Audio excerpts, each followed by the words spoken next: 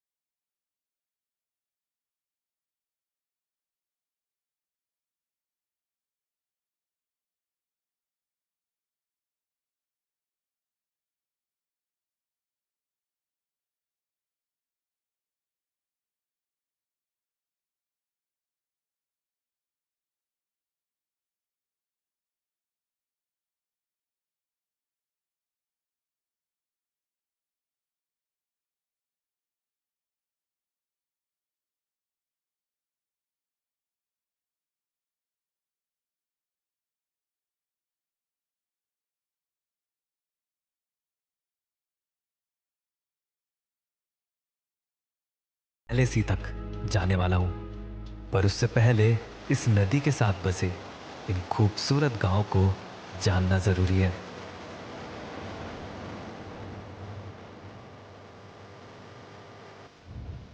इन सारी बस्तियों को पांगचेन वैली भी कहा जाता है, जिसमें पांगचेन का मतलब होता है ऐसी जगह जो सभी पापों से मुक्त है। फिर इसी खास मतलब की तलाश में मैं यहाँ की इन गलियों में घूमने लगा। तो स्वागत है आप सबका इंडिया के लास्ट विलेज में, जिसका नाम है ज़ैमीथांग। यहाँ पर ईस्टर्न साइड पे भूटान बॉर्डर है और नॉर्दर्न साइड पे है तिब्बत बॉर्डर। और जहाँ पर मैं अभी खड़ा हूँ वो इंडिया की लास्ट सिविलाइजेशन है ईस्टर्न हिमालयाज़ में। तो मेरे आसपास के ये आपको घर देखकर तो समझ में आ रहा होगा कि कितना ज़्यादा डिफरेंट एरिया है, कितना ज़्यादा डिफरेंट कल्चर होगा यहाँ का, कितना डिफरेंट लाइफस्टाइल होगा। और मैंने पहली बार इस तरह के घर देखे हैं, मतलब इतना मल्टी स्टोरी में उन्होंने स्टोन से घर बना रखे हैं। तो जनरली हम इस तरह के घर देखते नहीं हैं, तो इधर आकर मुझे ऐसे घर दिख रहे हैं तो ऐसा लग रहा है कि शायद मैं इंडिया में हूँ या कहीं फॉरेन कंट्री में हूँ। वो सीढ़ियाँ देखो यार। अब यहाँ घरों के और कल्चर के बारे में जानने के लिए मुझे किसी लोकल से बात करनी ही थी।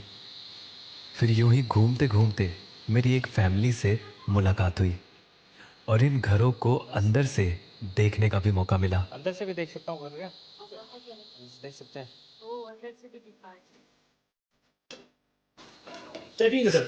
चाय पी लें वहाँ? नमक ठीक चाय है। पिए नमक चाय। नमक चाय? हाँ नमक चाय, बटर मिल्क, बटर टी? हाँ हाँ। ठीक है, चलिए। तो रोगी ना।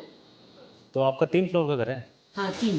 3, ओह! इधर पहले जमाने में इधर गाड़ी रखता है, यहाँ में आदमी बैठते हैं, ऊपर में सामान जाता है। स्टोर रूम होता है ऊपर, हाँ बीच में आदमी बैठता है और नीचे गाय। हाँ। अच्छा, अच्छा। बोलो। हेलो, नाम क्या है? Ming Meng? Hello Ming. Sir आप कहाँ से? मैं हूँ दिल्ली से। दिल्ली। जी। कितने आदमी है सर? कितना आदमी? मैं तो अकेले घूमना है, अकेले आया। कैसे लगा है सर चाय? चाय तो बढ़िया है। नहीं, बस बस आप पीजिए, इतना नहीं। नहीं, सुबह एक नहीं पीना है, थोड़ा सा और लीजिए। नहीं नहीं, थोड़ा सा चलो और थोड़ा सा देना, बस भाई, थोड़ा सा। इतना प्यार, बस थैंक यू। इतना सम्मान। आप इसमें पीते हैं ये बाउल प्याले में? अच्छा अच्छा। तो आपका घर ये कितना पुराना होगा? ये तो अभी 1000 साल होने वाला होगा ये तो। 1000 साल? अच्छा, मतलब आपके कई परदादा पिताजी सब पिताजी का पिताजी लोग पूरी जनरेशन अच्छा रहे हैं इसमें। पीढ़ी दर पीढ़ी, ये पीढ़ी घर दर पीढ़ी जो इसीलिए है वो इतने हाँ, अलग पाल दिखते रहे हैं क्योंकि ये सच में सदियों पुराने हैं। बल्कि दीदी ने बताया कि पहले के ज़माने में सब गांव वाले साथ मिलकर एक ही घर को बनाते थे और सिर्फ एक घर को बनाने में ही कई साल लग जाते थे। लेकिन पत्थरों से घर बनाने जैसे इतने मुश्किल काम की ताकत उन्हें मिलती थी यहीं उगने वाली इन ऑर्गेनिक चीज़ों से। क्या फ़ायदा होता है इसको खा के? इसमें पहले जमाना में तो यही ज्यादा खाता है ना। हाँ। हम लोग का छोटा बच्चा पैदा होने का साथ साथ यही खिलाता है। पैदा होते ही जो सबसे हाँ, पहली चीज़ थोड़ा सा खाते हैं? खिलाता है। अच्छा अच्छा। ज्यादा ताकत होता है बोलते हैं। ओह, इसका आटा बना के खाते हैं? हाँ। असल में ये हाँ, है ये बाजरा ही रागी है। और यहाँ गेहूं से ज़्यादा इसी को खाया जाता है। मॉडर्न दुनिया में तो रागी को अब जाकर सुपर फूड माना गया है, लेकिन यहाँ पर ये हम लोग तो यहाँ इसे खाते हैं। सदियों से खाते आ रहे हैं। बाजरे, बिल्कुल। फिर दीदी ने मुझे यहाँ के खेत भी दिखाए, ये आपका खेती है? अच्छा। जिसमें सबसे खास तो मुझे इनका कद्दू को उगाने का तरीका लगा। इस बस्ती की गलियों में ये जो आप बाउंड्री वॉल पर झाड़ियां लगी देख रहे हैं, ये असल में कद्दू की खेती है। कद्दू की खेती। और ये जो बाउंड्री वॉल है उस पर पेठा पूरे कद्दू। कद्दू उगाए हुए हैं इन्होंने। ये घर है, ये सामने बाउंड्री वॉल है, उस पर कद्दू आ रहे हैं। सही है यार ये भी। फिर इस फैमिली को अलविदा करके अब मुझे जाना था यहाँ से दिखते कुछ ऊंचे पहाड़ों की ओर। ठीक है, थैंक यू चाय के लिए। बाय।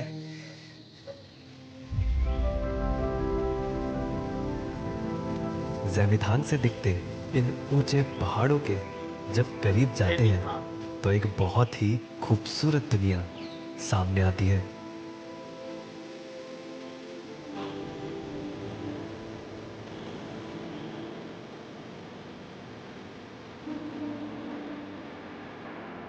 इन खुली वादियों के बीच कुछ छोटे से घर बसे हैं जो हिमालय के पहाड़ों के बीच घर बनाने की एक परफेक्ट लोकेशन पर है, जिनमें कुछ रोमांटिक लोग रहते हैं।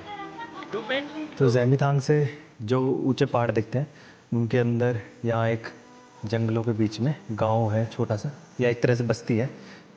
नमस्ते भैया, ये आप इसी घर पे रहते हैं? अच्छा अच्छा। बड़े खूबसूरत से ये पत्थर के और अंदर से लकड़ी के घर बने हुए हैं, जिनके अंदर एक तरह से चरवाहे रहते हैं जो अपनी गायें को लेकर आते हैं गर्मियों के टाइम पे। और ये एक तरह से टेम्पररी घर है और इनके अंदर कुछ टाइम तक रुकता है, मतलब गर्मियों के टाइम पे, और सर्दियों में वापस नीचे चले जाते हैं अपनी गायें वगैरह को लेके।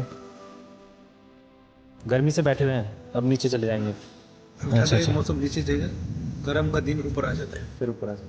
वैसे तो एक तरह से नोमैडिक लाइफ हो गई इनकी, एक तरह से बंजारों वाला लाइफस्टाइल हुआ, बट बहुत सुंदर लग रही है वाली जगह जहाँ पर इन्होंने बस्ती बनाई हुई है।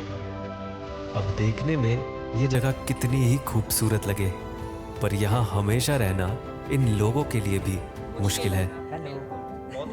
इस खूबसूरत जगह को देखने के बाद मैं गया जैमिथांग की सबसे फेमस जगह पर।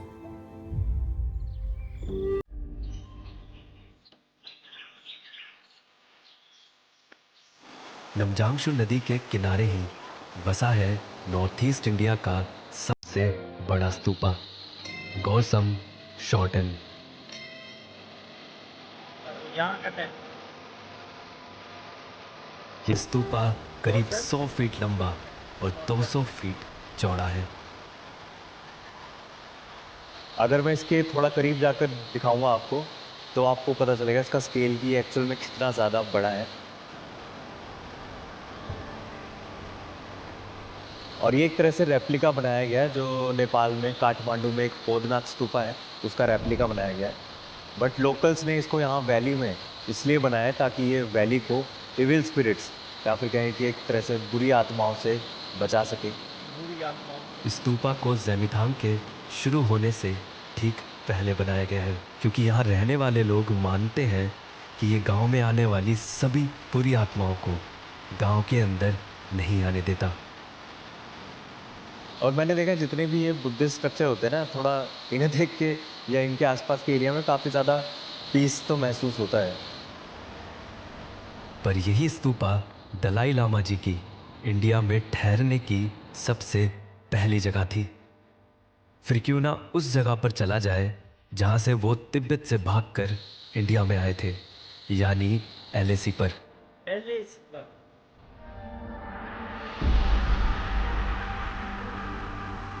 बॉर्डर के करीब जाने के लिए ज़ेमिथांग से इसी नदी के रास्ते बस कुछ 10 किलोमीटर ही आगे जाना पड़ता है। पर इस रास्ते की सबसे अच्छी बात यह है कि यहाँ हर थोड़ी देर में कुछ बड़े खूबसूरत वाटरफॉल्स भी दिखते हैं, ये सेकंड जिनको करीब से देखे बिना रहा ही नहीं जाता। वीडियो का फिर वाटरफॉल से गुजरते रास्तों के बाद रोड खत्म हो जाता है और शुरू होता है एक पैदल रास्ता, जहाँ से कुछ दूर चलते ही आता है तिब्बत बॉर्डर, यानी लाइन ऑफ एक्चुअल कंट्रोल। और बिल्कुल इसी जगह से दलाई लामा जी ने अपना सफ़र इंडिया की तरफ शुरू किया था, जहाँ आज एक बहुत ही खास पेड़ है जिसकी कहानी उसे और भी खास बनाती है। 1959 में जब चाइना ने तिब्बत पर कब्जा करना शुरू किया, तब दलाई लामा जी कुछ सोल्जर्स के साथ इन पहाड़ों के मुश्किल रास्तों से तिब्बत छोड़कर इंडिया में शरण लेने आए थे। इस सफ़र के दौरान उनके हाथ में एक डंडी थी, जो इंडिया पहुंचने के बाद यहीं ज़मीन में गाड़कर वो आगे बढ़ गए थे। वक्त बीता और वही डंडी धीरे धीरे एक बड़े पेड़ में बदल गई, और यही है वो पेड़ जिसे आज होली ट्री के नाम से जाना जाता है, जो आज यहाँ रहने वाले लोगों के लिए एक बहुत ही पवित्र जगह बन चुकी है। और ये पेड़ बॉर्डर से इतना करीब है कि यहीं से चाइनीज़ पोस्ट देखे जा सकते हैं। तो लास्ट विलेज से आगे जहाँ पर लास्ट रोड ख़त्म होती है, उससे जो पैदल रास्ता था मैंने उसे भी कवर कर लिया है होली ट्री का। उसके बाद एक ऐसा पॉइंट आ जाता है कि जहाँ से आगे सिविलियंस जा ही नहीं सकते, सिर्फ सोल्जर्स जा सकते हैं, क्योंकि अब चाइना के हम लोग इतना ज़्यादा करीब है कि चाइना के पोस्ट यहाँ से दिख सकते हैं, चाइना का पहाड़ तक यहाँ से दिख सकता है। तो इतना ज़्यादा करीब अब चाइना के आगे है कि सिविलियंस अब इस पॉइंट से आगे अलाउड ही नहीं है। आम आदमी ज़ेमिथांग में ही एक ऐसी बस्ती है जहाँ कुछ ऐसी मान्यताएं दिखती हैं जो आपने इंडिया में शायद ही कहीं देखी हो। और अभी मैं वहीं जा रहा हूँ, जो इस वैली से 2000 फीट और ऊंचाई पर बसी है। पर इसकी ऊंचाई की वजह से ही यहाँ ज़ेमिथांग का एक लौता मोबाइल टावर भी लगा है। आजकल ऐसी रिमोट जगहें भी सिर्फ एक ही ऑनलाइन टावर। दुनिया से कनेक्टेड है। वैसे भी आजकल के ज़माने में हम सभी कुछ ना कुछ ऑनलाइन खरीदते ही रहते हैं। इनफैक्ट ऑनलाइन खरीदना स्टोर जाकर खरीदने से ज़्यादा कॉमन हो गया है। बट इसका मतलब ये भी है कि ऑनलाइन कुछ बेचने का इससे अच्छा टाइम नहीं है, क्योंकि हम अपना ई कॉमर्स बिजनेस कुछ ही देर में मैं उस ऊंची बस्ती तक भी पहुंच ही गया। 9000 फीट की हाइट पर एक हिल टॉप पर बसा ये है लुम्पो।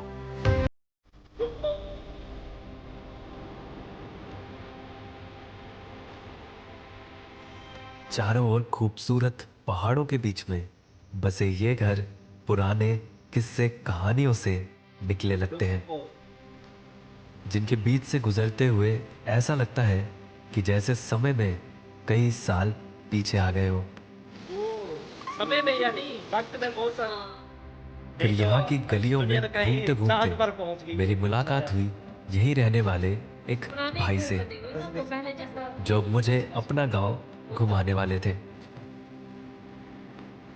अपना गाँव घुमाने वाले थे। खास बात यह है कि यहाँ पर भूटान और तिब्बत के कल्चर का और भी ज़्यादा इन्फ्लुएंस दिखता है, क्योंकि यहाँ घरों पर मैंने कुछ लकड़ी के ये स्ट्रक्चर लगे देखे और उनकी वजह मैंने इनसे पूछी।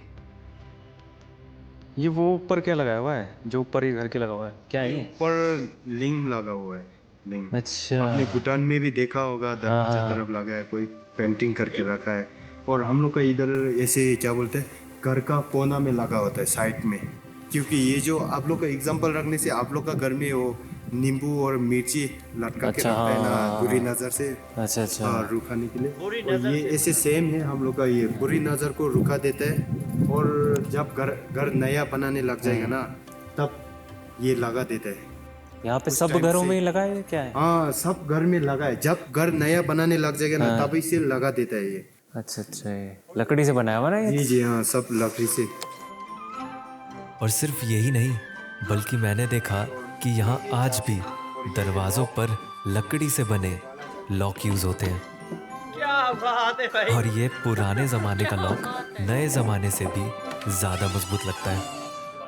वाकई में नए जमाने से भी ज्यादा मजबूत है। लुम्पो जिस हिल टॉप पर है, उसके पास में ही एक पहाड़ी पर यहाँ का सबसे बड़ा बुद्धा स्टैचू है। क्या बात। गुरु रिम्पोचे के इस स्टैचू की खास बात यह है कि इसका फेस ज़ेमिथांग की तरफ नहीं, बल्कि उस डायरेक्शन में रखा गया है जिस तरफ तिब्बत है। अच्छा। और ऐसा करने की वजह कुछ साफ नहीं है, लेकिन ज़ेमिथांग की वैली का यहाँ से एक बड़ा खूबसूरत नज़ारा दिखता है। बिल्कुल वाकई नजारा दिखेगा। पर इस नज़ारे के साथ साथ जैसे जैसे अंधेरा हुआ तो कुछ बहुत ही अनएक्सपेक्टेड हुआ। तो अभी ज़ेमिथांग में मैंने अपने होम स्टे की टेरेस पे आकर, जो कि यहाँ पे थोड़ा अंधेरा हो रहा है, एक बहुत ही अच्छी चीज़ देखी है। मुझे बिल्कुल भी एक्सपेक्टेड नहीं था कि यहाँ पर मुझे मिल्की वे देखने को मिलेगा। क्या दिख रहा है भाई। ऐसा नहीं कि सिर्फ फोटोज में, इनफैक्ट कहीं डार्क प्लेस में जाकर आपको आंखों से भी दिख सकता है वो। बट ये क्योंकि लास्ट विलेज है और इतना ज़्यादा रिमोटली लोकेटेड है, लाइट पॉल्यूशन बिल्कुल भी नहीं है, और यहाँ बहुत ही खूबसूरत मिल्की वे देखने को मिल रहा है अभी। अगली सुबह मैं ज़ेमिथांग से दूर एक ऐसी अनदेखी वैली में गया जो बिल्कुल वैसी ही है जैसा एक सुकून भरी जगह हम सब इमेजिन करते हैं। अरुणाचल की इस खूबसूरत वैली का नाम है सांगती वैली। शांति। अच्छा, नाम कितने अजीब अजीब से है। शांति मेरी। हल्की धूप से सोने जैसे चमकते ये खूबसूरत मैदान, जिन पर मंडराती भेड़ें इस पूरे नज़ारे की जान है।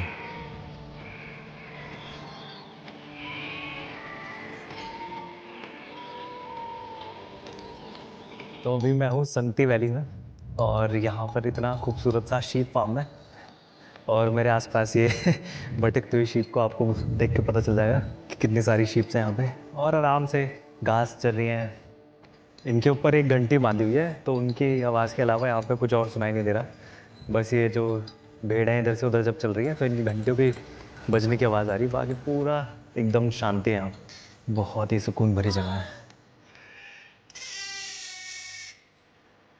इस नज़ारे को देखते हुए बस कुछ देर में ही समय और जिंदगी की वो रफ्तार फिर से धीमी महसूस होती है।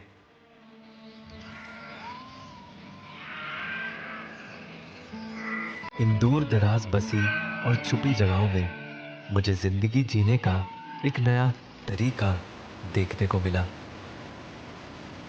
चाहे पहली नज़र में इन जगहों में नई फैसिलिटीज़ और आराम की कमी महसूस हो, पर पहाड़ों की छाँव में कुछ दिन यहाँ की जिंदगी का हिस्सा बनकर समझ आता है कि वो पहली नज़र में दिखती कमियां असल में कमियां नहीं थी। जहाँ शहर में बेहतर जिंदगी की दौड़ हर दिन शुरू हो जाती है, पहले से और ज़्यादा और सुविधाओं को पाने की। वहीं यहाँ की धीमी जिंदगी जीने को आसान बनाने के लिए जीना नहीं भूलती। सही बात है यार। नमस्ते। जीने को जहाँ आसान शहर बनाने के लिए में जीना नहीं ज्यादा का भूलते। मतलब और बेहतर होता है, वहीं यहाँ ज्यादा का मतलब सिर्फ ज्यादा होता है। टाटा। सही और बात। भला उस चलो, आसान चलो। जिंदगी की भी क्या ही कीमत, जो अपना सुकून बेच कर आए।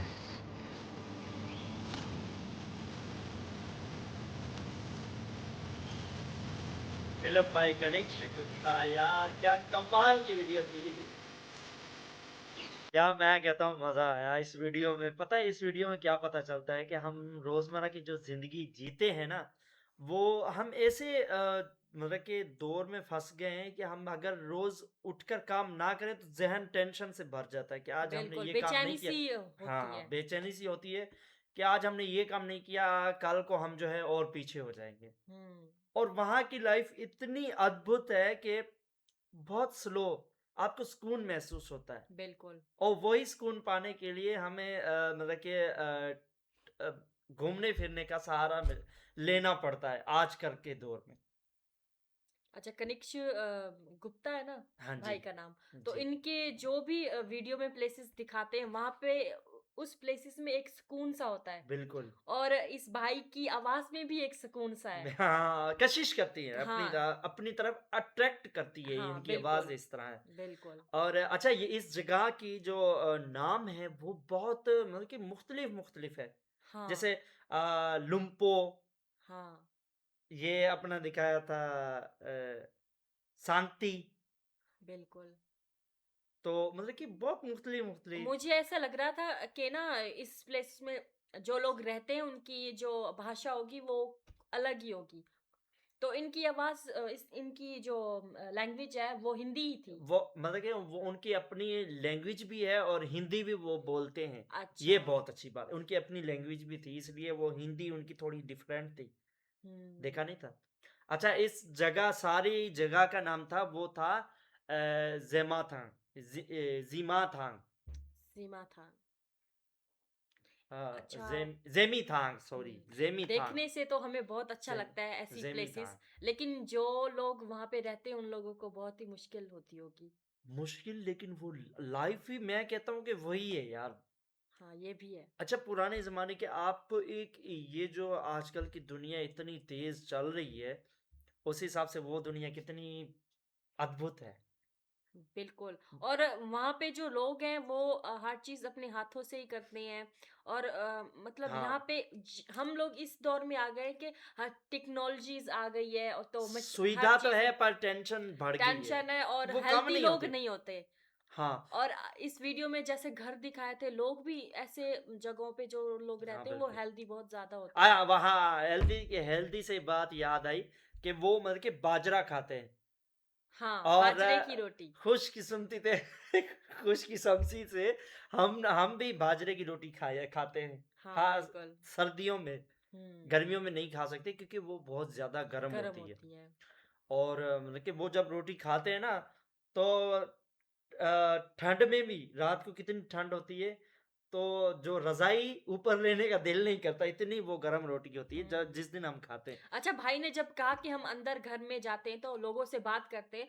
मैंने सोचा कि भाई जो है इन लोगों से कैसे बात कर पाएंगे क्योंकि इन लोगों हाँ, की भाषा जो होगी वो थोड़ी वो मुख्तलिफ है। थोड़ी मुख्तलिफ होगी। लेकिन हाँ, उनकी भाषा डिफरेंट होगी। हिंदी थी। तो इस तरह हमें पता अच्छा, चल। कितने हम्बल फुल लोग हैं। हाँ मतलब कि बिल्कुल। बहुत रिस्पेक्ट देने वाले और सम्मान देने वाले, बहुत ही और अच्छे। 1000 साल पुराने वो घर थे। हजार साल, हाँ बिल्कुल। पीढ़ी दर पीढ़ी उन घरों को हाँ, जो यूज वो कर संभाल सकते रहे हैं। हैं। बिल्कुल। पोते के बाद मतलब कि पापा के बाद बेटा, बेटे के बाद पोता, हाँ पोते के बाद उसका पोता, आगे बेटा, भी काफी ऐसे करके पीढ़ियां जो है उन वो घरों को पीढ़ी दर संभाल पीढ़ी पाएंगे क्योंकि संभाल रही पत्थर है। के बने हुए हैं ना। लेकिन एक चीज मुझे बहुत अच्छी लगी क्या। कि पूरा गांव मिलकर एक घर को बनाते थे। हाँ पहले बनाते थे अब हाँ, तो वो अभी लोग। उन्हीं घरों को सांभ रहे हैं ना, पीढ़ी दर पीढ़ी। हम्म। और भी मतलब कि नए, अगर किसी को जरूरत होती है तो पूरा गांव मिलकर अब बनाते हैं। तो ये बहुत अच्छी बात है। अच्छा, इससे इंडिया और तिब्बत है, चाइना के बीच का आखिरी पॉइंट भी दिखाया। बिल्कुल। और जो मतलब कि वो अपना आए थे, उन्होंने एक जो वो वो लकड़ी लकड़ी खोपी वहां पर बोई थी, हाँ, ऐसे ही समझो। तो वो वो आज दरख्त पेड़ बन बन गया। गया है, हाँ, एक फुल ट्री बन गया है। और बहुत अच्छा लगा। और वो जो मंदिर था जहाँ पर मतलब कि बुद्धनाथ। भगवान बुद्ध की वो मूर्ति थी, हुँ। उस मूर्ति से आप पूरे मतलब कि ये लिम्पो का वो व्यू देख सकते थे। हाँ, बिल्कुल, क्योंकि वो काफ़ी ऊपर थी ना। हाँ, बहुत अच्छा, ऊपर। जिन लोगों ने घर बनाए थे, उन लोग क्या मतलब कैसे सोच कर बनाए थे? कोई किस पहाड़ पे जा बनाया है घर को, कोई किस पहाड़ पे नहीं, जा। जहाँ पर आबादी थी वहाँ से ही शुरू हुई है और कहीं नहीं गए। जहाँ पर आबादी थी वहीं पर। और पूरे एरिया में सिर्फ एक ही टावर है यार। हाँ, और ये भी खुशकिस्मती है कि चलो यहाँ पर चलो टावर है तो तो है, सही। तो हाँ, राब्ता तो मतलब कि हो सकता है इस हिसाब से। लेकिन यार घूमना फिरना चाहिए बिल्कुल। और ऐसी जगहों पर ज़रूर जाना चाहिए। इसलिए हम जो है कनिष्क गुप्ता जी की जो है वीडियो का बेसब्री से इंतज़ार करते हैं। अच्छा, ऐसे नज़ारों हाँ। से, ऐसे प्लेसेस पे जाके ना इंसान का माइंड जो है वो फ्रेश हो फ्रेश, जाता है। बिल्कुल, एकदम ज़हनी सुकून। टेंशन खत्म। बिल्कुल। रोज़मर्रा की ज़िंदगी में जो टेंशनें आती हैं ना, वो सारी खत्म हो जाती हैं ऐसी जगहों पर हाँ, जाने से। तो भाई, आज की वीडियो बहुत ही कमाल की थी, हमको बहुत पसंद आई। आपको कैसी लगी? आप कमेंट सेक्शन में ज़रूर अपना फीडबैक देना। और वीडियो अच्छी लगी है तो वीडियो को लाइक कीजिए, शेयर कीजिए अपने सभी तमाम दोस्तों में। अगर आप हमारे चैनल पर नए हैं तो हमारे चैनल को सब्सक्राइब कीजिए, बेल आइकन ज़रूर दबाइएगा। मिलते हैं नेक्स्ट वीडियो में, तब तक के लिए जय जय श्री श्री राम। राम।